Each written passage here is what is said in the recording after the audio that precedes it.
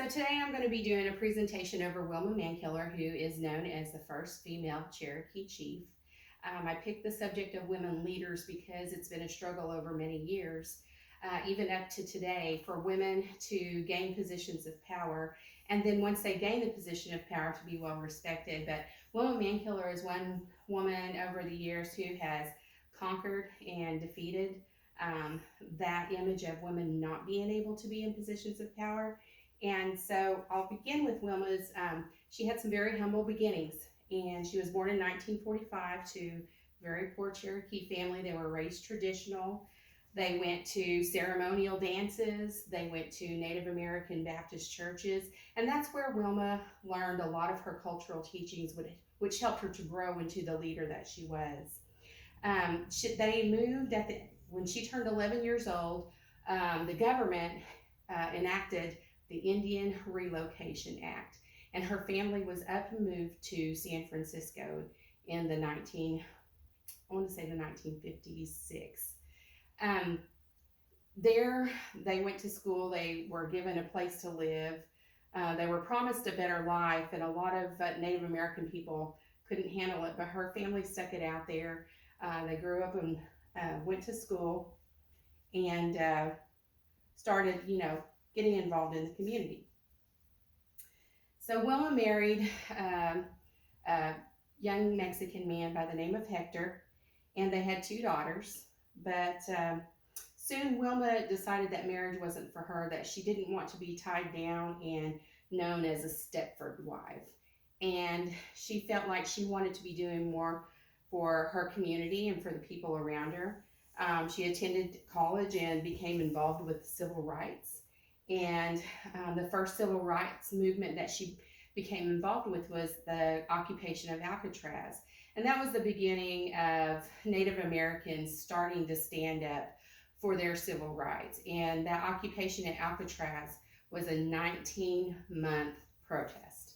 And she also got involved with the Hopi people and their civil rights. And then she became involved with Wounded Knee and the American Indian movement. In the 1970s, Wilma Mankiller decided that she wanted to move back to Oklahoma, back to her people, back to where it all began. So she went back to her roots. She became employed by the Cherokee Nation, and she was involved in community development. As she became involved in community development, she began to look for different ways for funding to help people in the community. And as she began to ask questions, the men in her office would not listen to her. They were kind of ignored her. So she faced a lot of discrimination being a woman and being in a position where men didn't feel like she should have the right to ask questions or to question decisions that were being made. But Wilma didn't let that stop her. She became determined even more to be involved. And over by the city of Tahlequah, there is a community called the Bell Community. And Wilma decided, being involved in the community, with that being her job with the tribe, she would become involved with trying to get running water to the Bell community. And what had happened was this little community didn't have a water line to it at all. So none of the homes that existed over there had running water. The schools didn't have running water. They had to haul water for drinking water. And so when people don't have the necessities like we have the modern necessities in our homes today, it's caused for a lot of health issues and sanitary issues.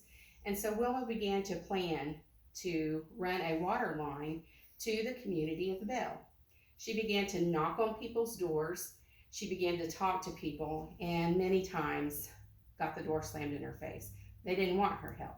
They didn't trust her because they had already asked for help from people from the tribe and was told no and not been given the opportunity to receive the help that they needed. But Wilma endured by using some of the cultural teachings that she was taught younger. One of them was to be of good mind. No matter what she faced, she kept a positive attitude and she remained determined to help these people. She knew that the only way to gain their trust was to keep her promises. Then another Cherokee teaching that she used was if they had the resources available to work together for the common good.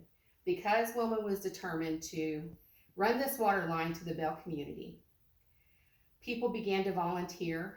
She didn't get as many volunteers as she needed. She tried to get volunteers from the Bell community, but so many people didn't believe that it could happen. But Wilma pressed on. She got the volunteers, and she herself got in and did the dirty work. They dug the ditch they needed all the way to the Bell community, laid that water line down, and within days, weeks, the Bell community had running water. She kept her promise to the people of the Bell community and then gained their trust. Wilma was then recognized in a movie called The Cherokee Word for Water. And this movie was all about her determination and the obstacles that she faced as a woman, being in a position of leadership, trying to help the community. And so from there, because she gained the trust of the people, she began to become stronger in the community, more well known, and eventually became elected to be the first female chief of the Cherokee Nation. What makes Wilma a good leader is that she cared about her people and she cared about their rights. She didn't give up on them. She knew that being a Cherokee tribal member, in order to gain their trust, she was going to have to make good on her promises, and she did. Even though she faced all these obstacles, she wasn't going to let that stop her. She was determined. She had determination. She cared enough about her people, and she gave of herself selflessly. She was determined to keep her promises. She never gave up. Remember that I am just a woman who is living a very abundant life. Every step that I take forward is on a path paved by strong American Indian women before me. This is a quote by Wilma Mankiller. Why Wilma is important to me is because of her leadership to not only to the Cherokee people, but to women in general across the nation. All the obstacles that she's faced, the fact that she became determined enough to care about the civil rights of individuals across the United States, Native American individuals especially, the fact that she became a leader of the Cherokee Nation, and she kept her promises. She prioritized the needs of her people before her own.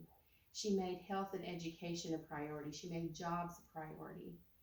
But most of all, she earned the trust of all of her people and many people nationwide, therefore earning lots of recognition across the United States, honors, awards. She was presented an award by President Bill Clinton, and recognized for all of her efforts to move the Cherokee Nation forward. And that is important to me because even though I'm not Cherokee, I'm Muskogee Creek, it is important to me to do those same things for my people, to show that I care, to become involved, even if I don't have to find a way to help, to use the resources that I have for the common good of our people, to build trust. And I know that the path that I am walking is paved just the same way that the path Wilma walked was paved, with lots of strong Native American women before me. Wilma is a great example of why women can and should be leaders in any leadership position across the United States, and especially in their own community. And to conclude this presentation, I would just like to say that I have been blessed to be able to read Wilma's biography and to get to, I feel like have gotten to know her on a more personal level. And she's just a very interesting woman to read about, and I've enjoyed learning about her. Are there any questions? No questions. No questions. Thank you.